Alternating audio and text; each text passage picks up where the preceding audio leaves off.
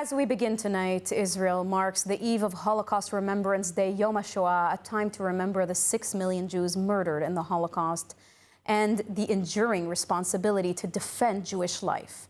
And as we speak, that responsibility is playing out in real time as the region stands on edge, with President Donald Trump announcing a blockade of the Strait of Hormuz, which took effect just a few hours ago. Iran's Revolutionary Guard is warning that any military vessels approaching the strait would be considered a violation of the ceasefire and may face forceful response. Israel, meanwhile, is preparing for a return to war, and Prime Minister Netanyahu says he fully supports Trump on this latest move. ILTV's Steve Leibowitz has the latest.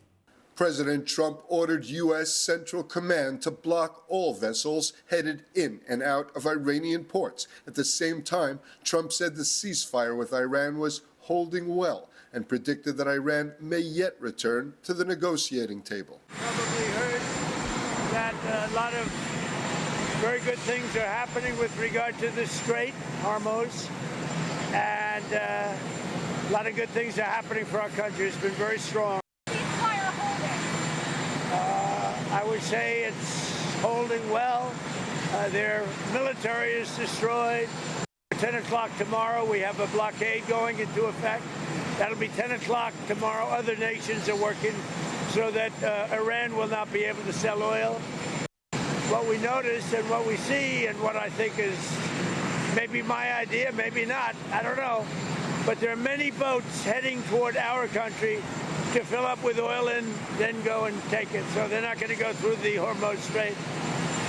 And ultimately that'll be corrected. Trump took action on the blockade of the Strait of Hormuz after Iran rejected key U.S. demands in diplomatic talks this weekend in Islamabad.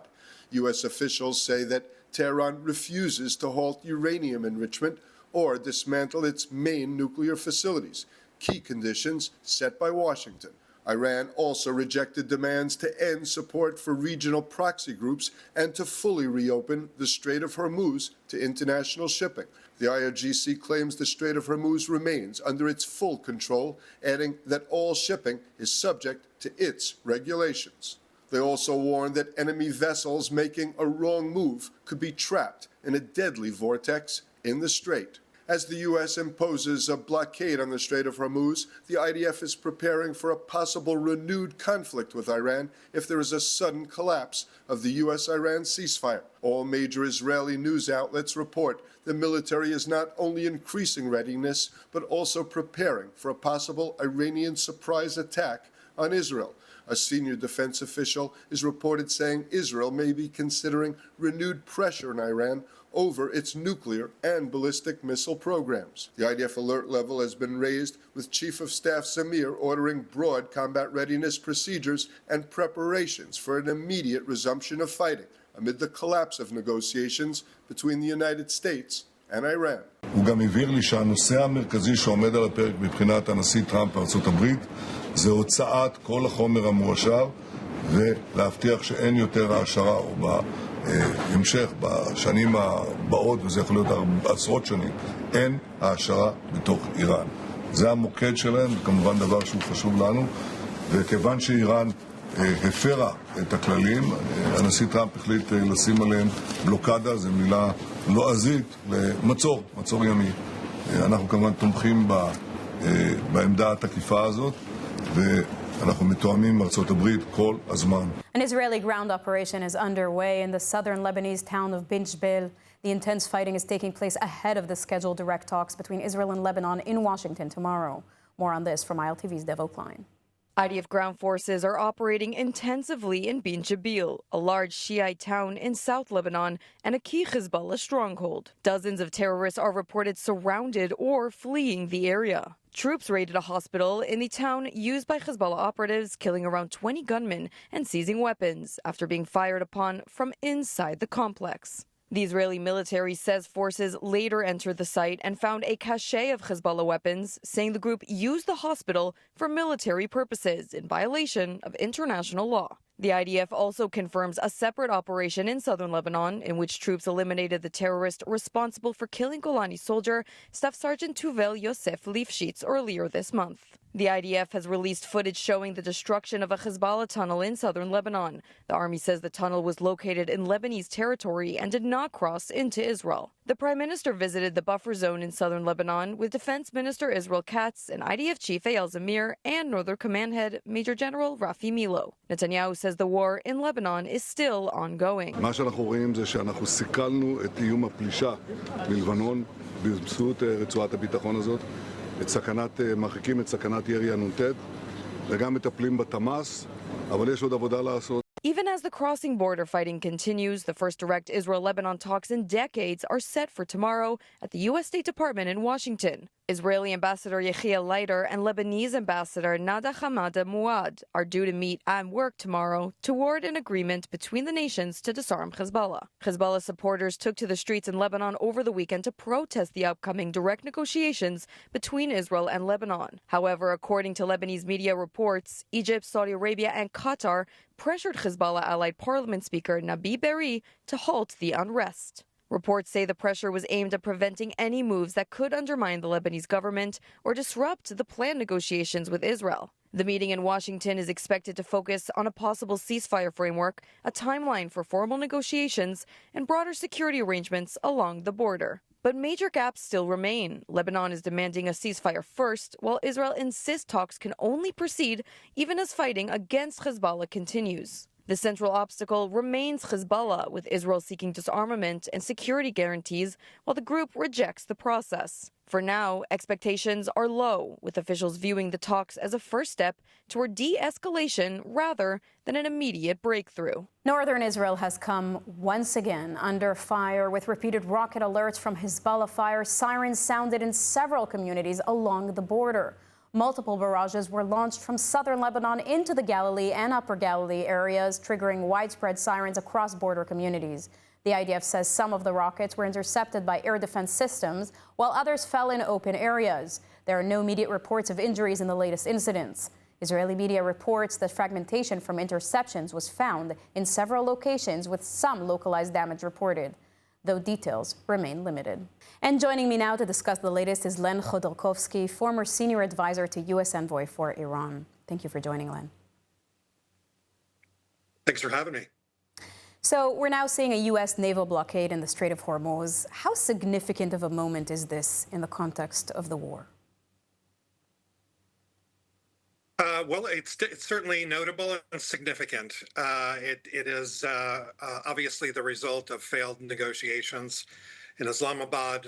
It is an escalation of pressure on the part of the United States to try and get the results that the U.S. is looking for out of this conflict. Whether it brings results, we'll see. I think the regime has so far proven to be inflexible and unable to overcome what I think is in its DNA, which is, radicalism and extremism and inflexibility. And the regime that was born with a mission to bring death to America is not necessarily going to be flexible in seeing things our way. Now, assuming Iran chooses to respond, and that is the assumption, what are the most likely scenarios? Is it direct attacks on U.S. ships, on other vessels, on Israel, on the Gulf states? I think we've seen what they have left in their card deck, which is asymmetrical attacks on our friends like the UAE, the Saudis, Emiratis, et cetera, in the region. I think we don't know the extent to which they have compromised the Strait. We'll soon find out, but they're going to try and broaden the conflict by getting our friends involved, by making it very difficult for us to maintain our commitment to the strategy. Certainly, they're going to try and draw the region into the conflict. I think they're going to obviously target Israel with whatever resources they have left, and they're going to try and shake up the global economy, which is, I think, their only real form of leverage at this point. What does a successful outcome even look like at this point for the U.S. and for Israel? Well, from the U.S. perspective, and probably even from Israel's perspective, eliminating the worst threat from the regime, which is the threat of nuclear weaponization, is the top priority. So, regardless of all other things, if we succeed in defanging the regime's nuclear program, that will make it better than it was before the conflict started.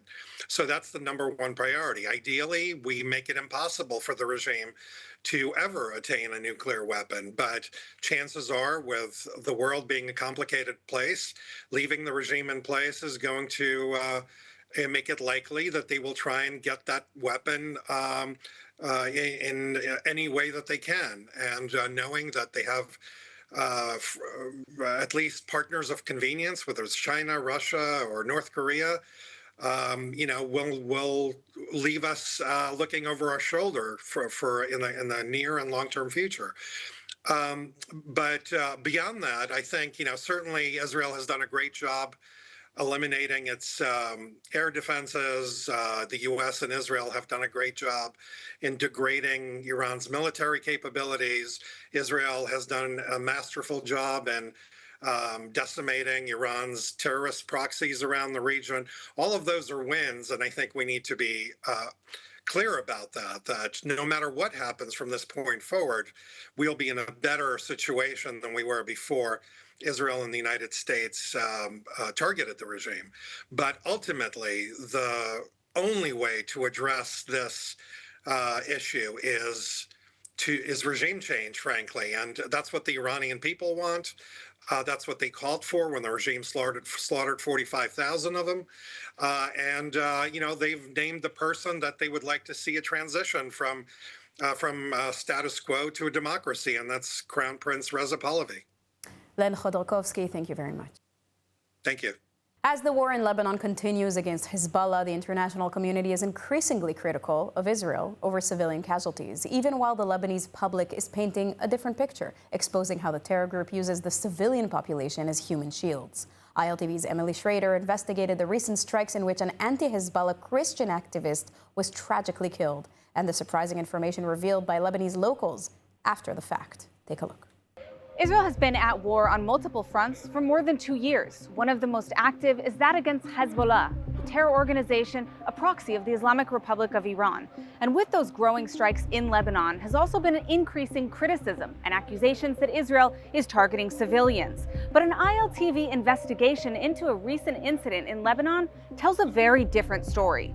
On Easter Sunday, in the town of Ain al-Sada, an Israeli strike hit a residential building, killing Pierre Muawad, a Christian anti-Hezbollah figure, along with his wife.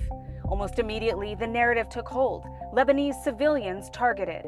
But according to Arab-Israeli journalist Youssef Haddad, who investigated the incident, what happened inside that building tells a very different story. Pierre was never the target. And in fact, the IDF targeted the IRGC Quds force, who actually was there. And unfortunately, due to the fact that this building was very old, and due to that strike on that target, Pierre got hurt as well, and his family. Already, his death is being used as proof that Israel targets civilians. But here's where the story gets interesting. At the time of the attack, the people of the village, and even the daughter of Pierre himself, saw a suspect fleeing the scene on a motorcycle, and even spoke to the daughter and told her, "Rush to the building, there are dead people there." The daughter of Pierre herself demanding from the Lebanese government to do a full investigation to understand who that person is. من يومين حسب أقوال أحد أصدقاء الوالد الله يرحمه صار في مشادة كلامية بين بيي والصاحب الشقة يلي عم ينكر حضرته بيقول إنه الشقة فاضية.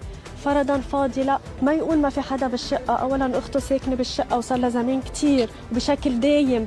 شغلة تانية قال له في حدا غريب بالبناية، أنا ما عرفت للأسف، يا ريت عرفت. قال له هيدا ابن عمي، والدليل على كلامي على السوشيال ميديا من قال إنه في ساكن بيت عبد الله إبراهيم.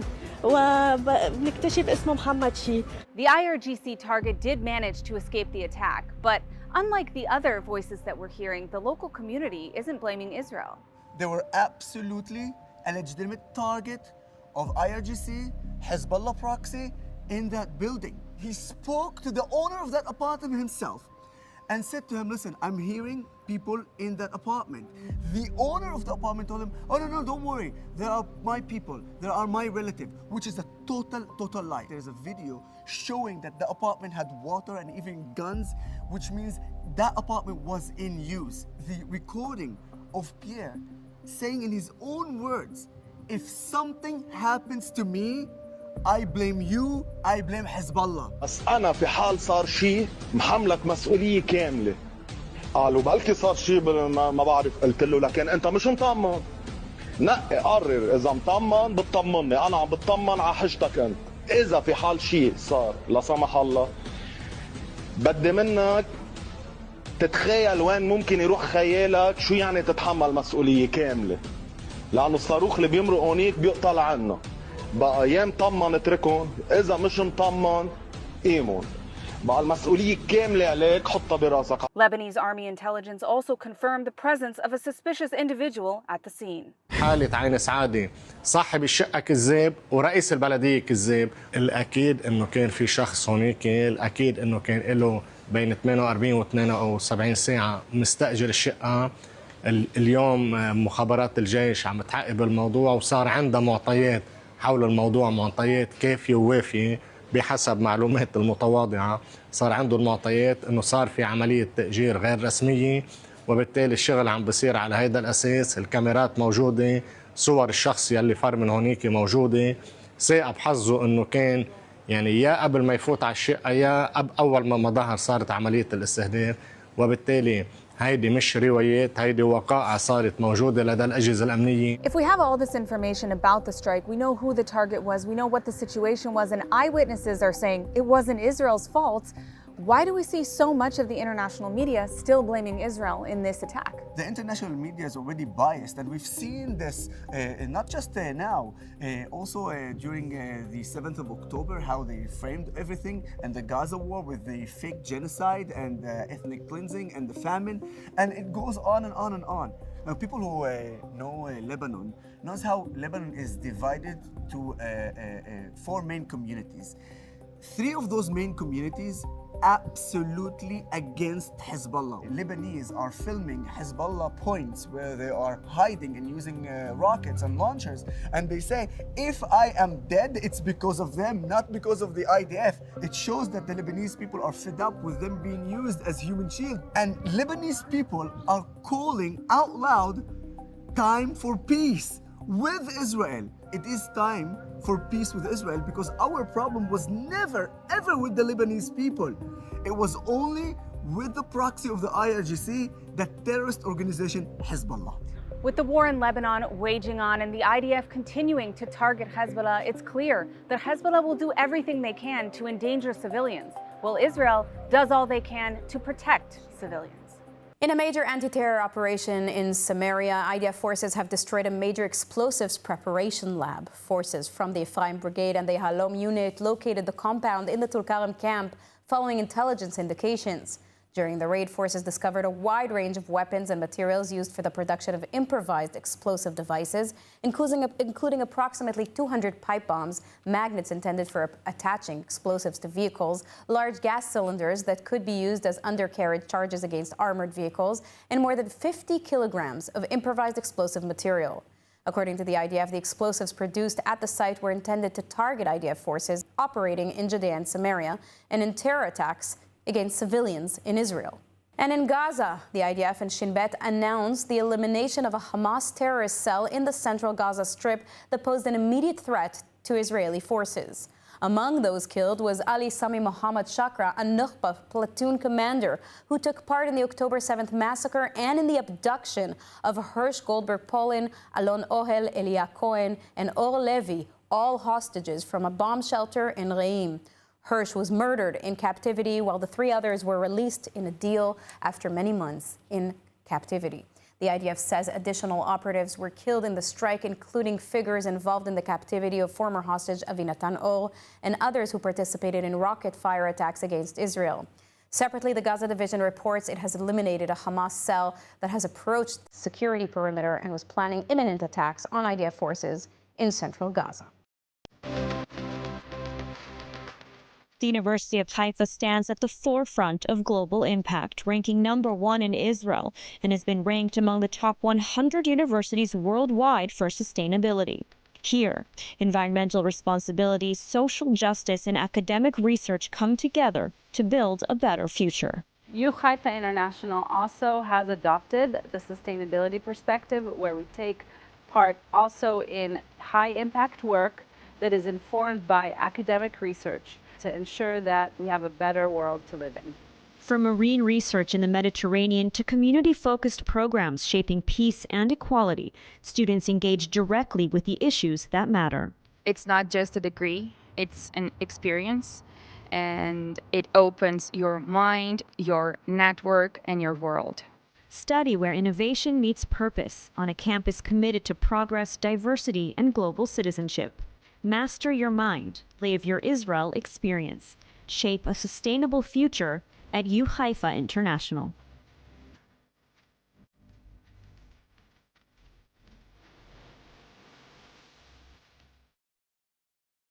And tonight, commemoration ceremonies for Holocaust Remembrance Day begin in Jerusalem at Yad Vashem and across the country. After the show, we will broadcast the official ceremony from Yad Vashem. ILTV's Mayan Hoffman has more on this. Thank you, Sivan. In just a few minutes, here at Yad Vashem in Jerusalem, Israel begins its annual commemoration of Holocaust Martyrs and Heroes Remembrance Day. The official state ceremony, pre-recorded in Warsaw Ghetto Square, will feature addresses by President Isaac Herzog and Prime Minister Benjamin Netanyahu, alongside the lighting of 6 memorial torches by Holocaust survivors. This year's theme, The Jewish Family During the Holocaust, focuses on the lives and generations that were torn apart. From Monday evening through Tuesday, the country comes to a standstill in remembrance. On Tuesday morning, a 2-minute nationwide siren will bring daily life to a halt.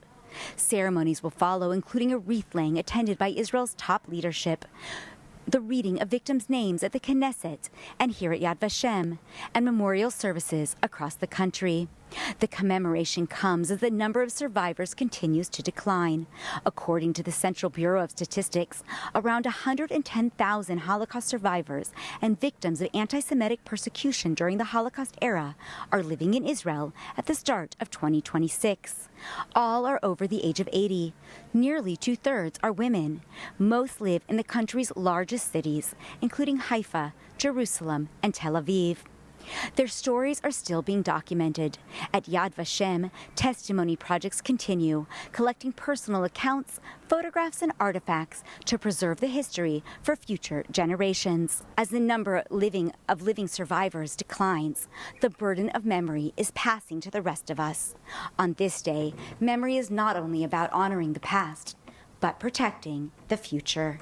Back to you, Sivan. Thank you, Mayan. Now let's take a look at the weather forecast.